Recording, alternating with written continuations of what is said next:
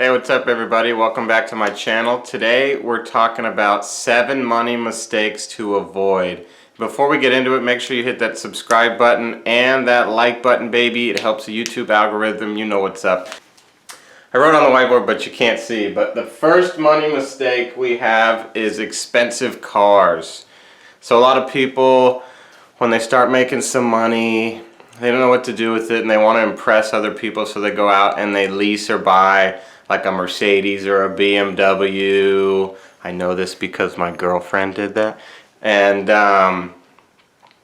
they want to impress other people and, you know, blah, blah, blah. But who really cares? Because at the end of the day, when you look at your bank account, you're the one hurting, and the people see your car and they're like, oh, that's cool. And then that's it. You know, nobody cares. So you need to really avoid that because it'll just suck money out of your pocket that should be going into investments instead. Alright, so the second one is don't avoid investing. So that kind of ties into the car thing. It's the amount of money that's going towards that car you could be putting into a Roth IRA, an ETF, a mutual fund, something like that. And when it's really important to start young. The power of compound interest is you got to start when you're in your 20s, because when you hit 30, your money is worth half what it was when you were 20. So that's very important. So don't avoid investing. I would go talk to a financial advisor or some sort, or go on YouTube. I mean, YouTube University is, I think, the best college you can go to, and it's free. No high student loans or anything like that. Third one is avoid extremely risky investments. I know when I was growing up through high school and stuff, people approached me about like multi-level marketing, you're gonna be a millionaire in, you know, 5 days. And I was like, woo! And then it didn't happen. So also, like, if some random guy, or you hear people on Facebook and stuff, oh my god, invest in this coin, it's gonna be the next Bitcoin or something. Don't throw all your eggs into that. I mean, you can put a little bit if you want, but avoid super risky investments because most of the time you're just gonna lose your money. Number four, right? Yeah, that's 4, I can't count. Anyway, so number 4 is relationships and eating out. I'm not hating on relationships. I'm in a relationship almost, 5.5 years, I think today. I don't know. I think it's 5.5. But like I was saying, when you first get into a relationship, you always want to go to the fancy dinners and stuff, and you can do that occasionally, but don't make it a habit. If you guys really like each other, money's not really the defining factor. It's just hanging out and enjoying each other's time. And there's a lot of budget-friendly dating things you can do and everything. Just don't go. Sorry, my dog is going crazy. Can you control her?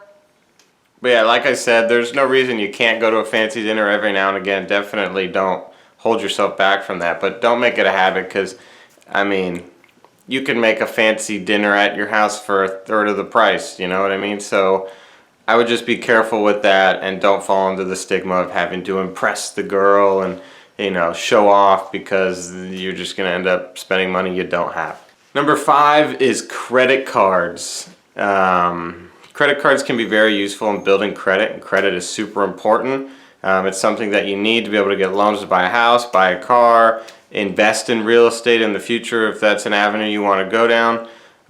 It helps with interest rates on any loans you get. It's super important, but you can use credit cards poorly and really ruin your credit. A lot of people use credit cards and they're like, oh, I don't have to pay for it right now, and then they get this thing in their mind that they're like never gonna have to pay for it, and then the monthly bill comes and then they just do the minimum amount of like $35 and they rack their credit card up to like 15 grand.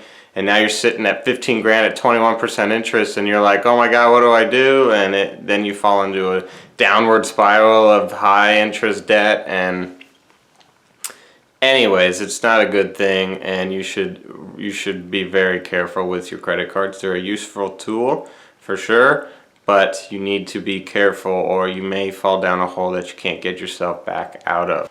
Now, number 6 is a little tough for me to say because I really want this, but it's an expensive house. Obviously, if you have the money and you can do it, do it, you know. It's nice to have a nice house and to have people over and stuff, but do not buy that expensive house with the no money down loan, or what's even worse is you buy a house way out of your budget and you only put 3.5 down and you get the FHA and you're paying PMI, which is interest on the mortgage, because if you're not at 20% equity, you have to pay an additional insurance on the mortgage. But I would just really avoid buying that expensive house that'll stretch you thin. Maybe you can afford it on paper and you get through the underwriting process and stuff, but don't stretch yourself thin. You don't want to be cash poor, house rich, you know what I mean? Because you could use that cash going towards the house into other investments to make you more wealthy down the road. So I would just be very cautious of what house you do end up buying, and make sure that your income can support it. And the last one is a doozy. That is student loans. This one is getting really, really bad. I read an article that said millennials and kids around their 20s, around my age, have the highest student loan debt ever in the history of college loans ever. And wages aren't really going up that fast enough to support that, so you need to be really careful. I'm not saying college is not a good thing to do. I'm just saying if you're going to go to college, make sure you get a degree in something that you know is a decent paying job, and you can budget yourself and pay your student loans off quicker, because they really get you on the interest on those loans, and it can take you your whole life sometimes, depending on what you do, to pay them off. Don't get a 4-year degree in magic or something like that and spend $100 grand, because you're never going to pay it off. But if you go in for like engineering or something like that, then it's understandable. I'm not saying college isn't a good thing, just you need to be very careful, especially when you're starting at the age of 17 or 18 and they push you into college. Just, you know, be cautious of what you're getting yourself into loan-wise. Anyways, that was my video on the 7 money mistakes you can make. Try to avoid them. Make sure to invest.